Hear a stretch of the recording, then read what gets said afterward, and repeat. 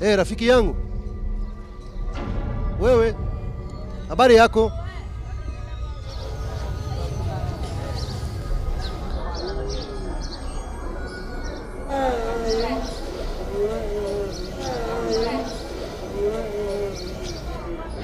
We are entering a city within the city. It's not a physical place. It has no borders. It's rather an hallucination inhabited by tens of thousands of kids. A dark, obscure and brutal place, hidden inside many plastic bottles. If you open them and sniff what's inside, you'll wake up in a world of zombies.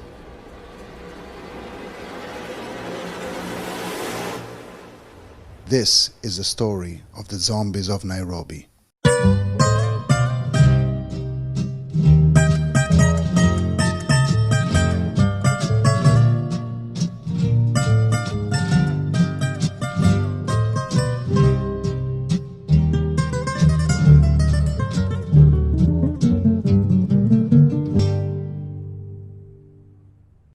This is one of Nairobi's many dump sites.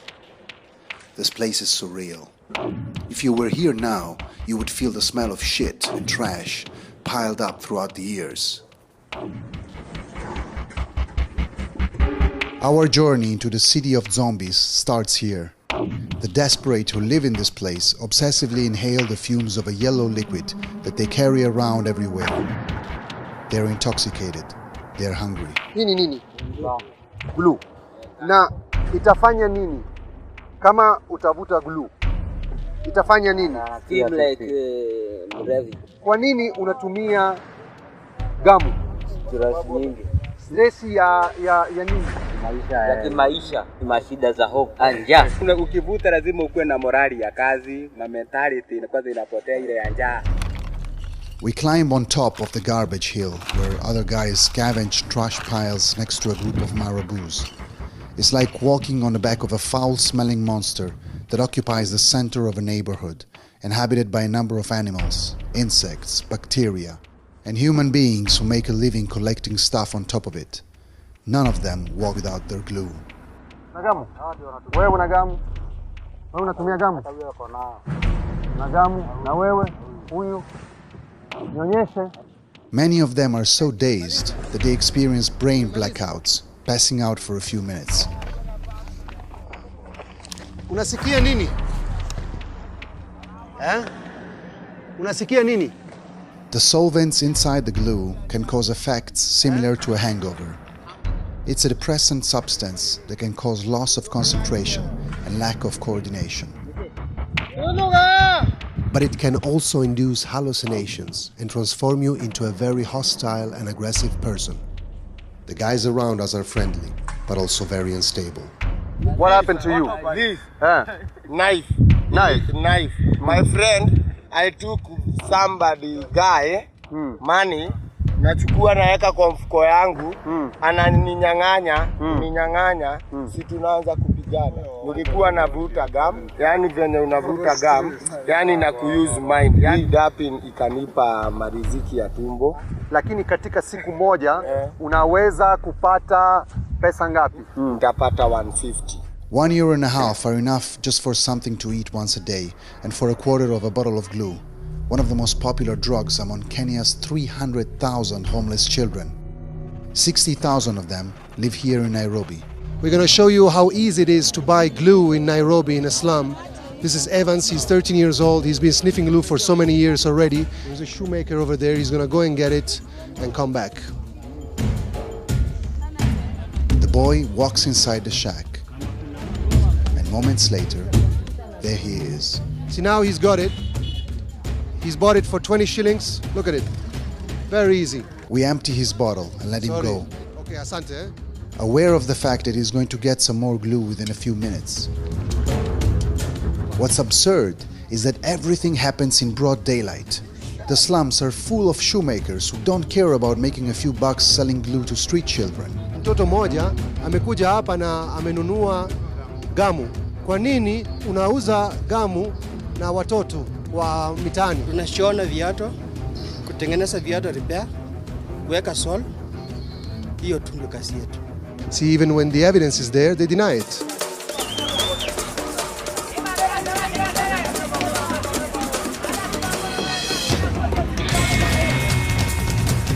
Like many African metropolises, Nairobi is a city that wears you out. Millions of people survive on an economy of small things, of old, second-hand and patched-up stuff. Welcome to the world below $1 a day.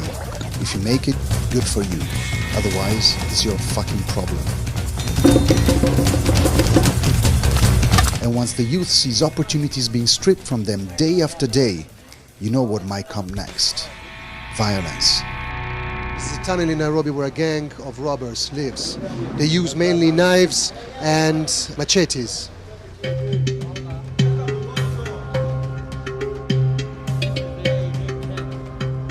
This is an injury.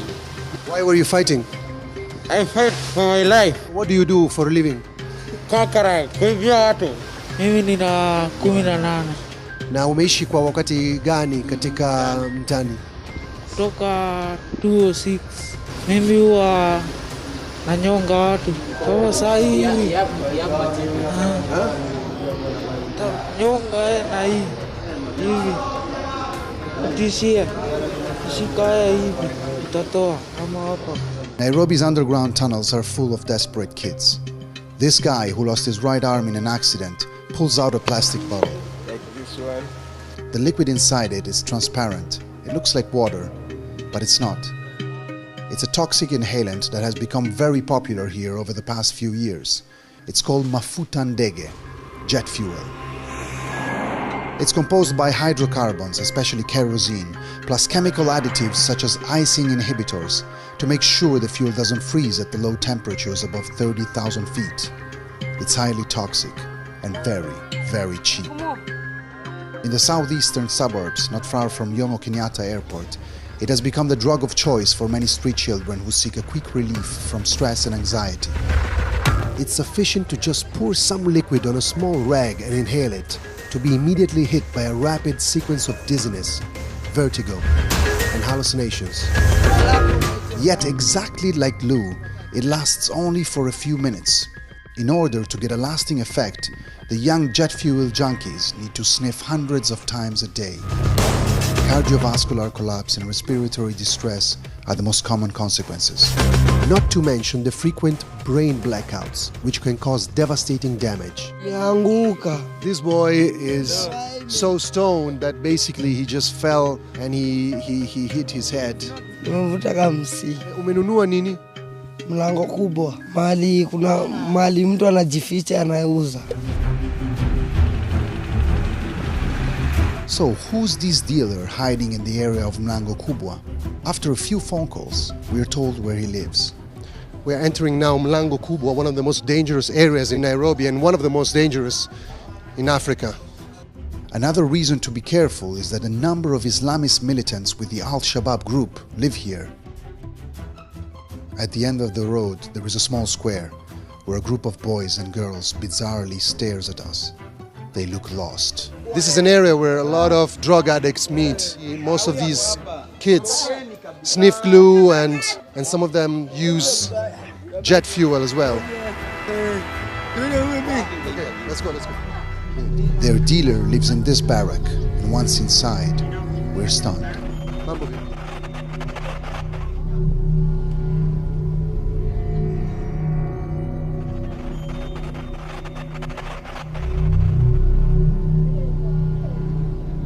We find ourselves face to face with an old polymylitic who shows us his best merchandise, jet fuel.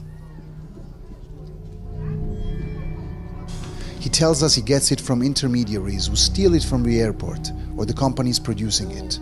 60 shillings. 60 shillings. This one. Unajua kitambo walikuwa wanapenda gamu. Lakini siku hizi wameturn kwa hii. How many children come here to buy? Every day, I mean. More than 100.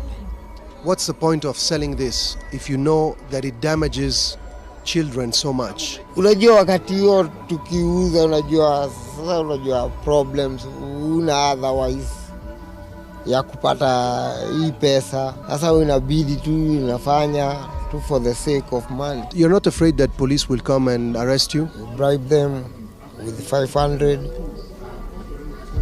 and then they go away. Aluda. Once out of his barrack, we find ourselves in a waking nightmare. What's freaking us out is that it really feels like being surrounded by zombies. Guys who have gone mad and who try to talk to us, even though it's impossible to understand what they're saying. We feel very, very uneasy. Mambo vipi? Hii ni mtoto wako? Ngoja, guarda. Bambino gioca con la bottiglia piena di colla. Hii ni nini? Hii moja ni glue. Ni glue, lakini sio nzuri kwa mtoto. Mtoto anatumia glue? Hapana. Lakini wewe unavua? I want us to people to help us. Wherever we look, we see eyes at half-mast, lips sucking from bottles, catatonic or hostile expressions. Check the camera. What about your stomach? Until Mark, our guide through this living hell, warns us. We have to go. We have to go. Why? No cameras. I'm seeing a different movement. I think we have to go now because the situation is getting out of hand. So we need to leave. Wait. Yeah. Let's go. Hey, okay. Sorry. Pablo. Let's go. We follow his instructions and we walk away, a bit shaken by the place we've just seen. These kids are unpredictable. Some of them follow us. Oh, wait. Okay. Wait, kuja. No. Wait. Easy. Take it easy. Take it easy.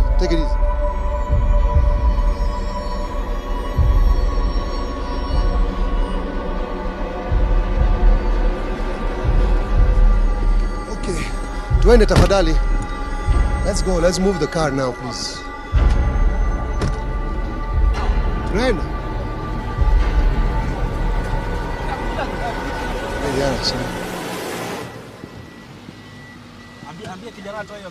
Nairobi is full of zombie towns like Mlango Kubwa. This is Kayole, another junkie area where many street children meet. Among them, there are many single mothers. Mtu anavutanga kwa jia stress, kwa jisa zingine umefungia nyumba, unalala nje, utafanya nini? Utamwangalia lazima uvute, na muangalie na mtafute kitu ya kukula. She's sniffing that stuff and at the same time I'm wondering how is she going to take care of this baby? The young boys and the girls are given the clue to sleep. So the mom can go out and loiter, look for men to fuck them and give them money. Nowhere to sleep, nowhere to eat, nowhere nothing. Look the way he looks like. Look at. He's pregnant. She don't have a The husband is nowhere. It is almost impossible to raise a child with no husband, no family, no help, no home, no money, and an obsessive solvent addiction. Many of these kids end up wandering around like stray dogs. Steve is one of them. Mama yako anajua kwamba wewe unavuta misii? Lakini alinipatanga siku moja, nikagogo kama mnyama, nikaskiji, nikahopa, nikahepa nyumbani. Kutoroka nyumbani, nikaanza kulala na akina skidi. Lakini skidi wakanionyesha mafomu. Sasa nikazoea. Steve and his friends survive collecting trash.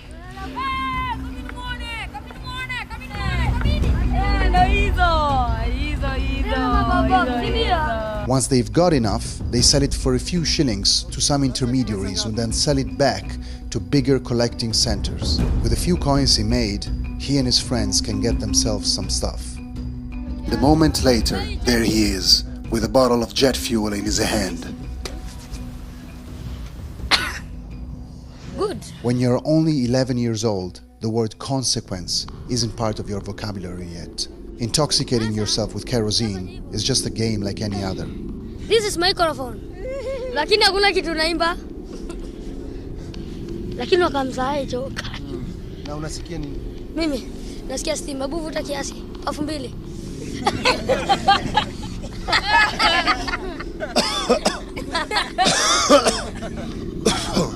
Lakini si mbaya. Ni mbaya sana. Hiyo mara ya kwanza ndio mtu ukohoa, lakini ukivuta mara ya pili ya tatu, inakuwa mzuri. Kuja base yetu ndio kufundisha hadi kuchemba. Kids like Steve grow up in an unstable and violent environment where theft, fight and prevarication are constantly all around you. And if you get hurt, no one gives a shit. Umefanya nini hapa? Mimi iko Bondo na gari.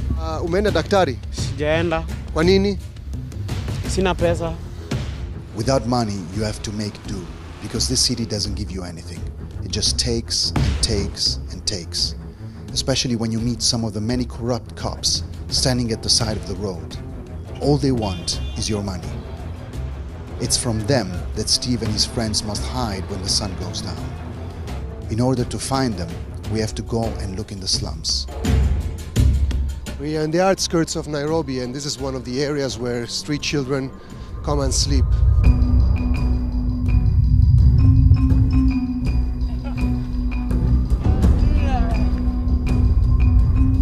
Na umefanya miaka mingapi katika barabara? Katika barabara? Miaka 3. Maisha mabaya. Najua tena bezi ni kubaya. Watu wanapigana na machupa. Juu unaweza kufia kwa bezi ama ushikwe. Unalala wapi? It's really unbelievable. I mean, he's sleeping in this very small tunnel. Like an army of rats, street children sneak into these tunnels to spend the night. No one cares about them, except an Italian organization called Amani, which has been active for years all over Nairobi to provide hundreds of kids at least 2 hot meals a week. The luckiest of them get a golden opportunity too. A chance to get away from streets, glue and jet fuel and build their own future. A boy like Steve doesn't go unnoticed. He's young, smart, and he's got potential. And most importantly, chemical solvents haven't messed with his brain yet. Therefore, Amani has decided to make him an offer. To move into the Kivuli Center, where tens of young boys and girls like him are rescued, fed, and sent back to school.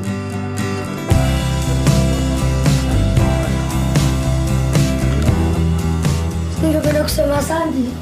Nimeona nikafurahia. Nilikuwa nilala kwa baridi. Na ndio ubezi. Hadi kuna chanzo ya kukula nini.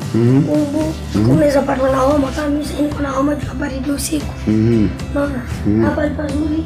Hata kukinyesha kwezi ingia maji. Hakwezi ingia maji. Tena uruke kwa nyingine tuone vile utalala.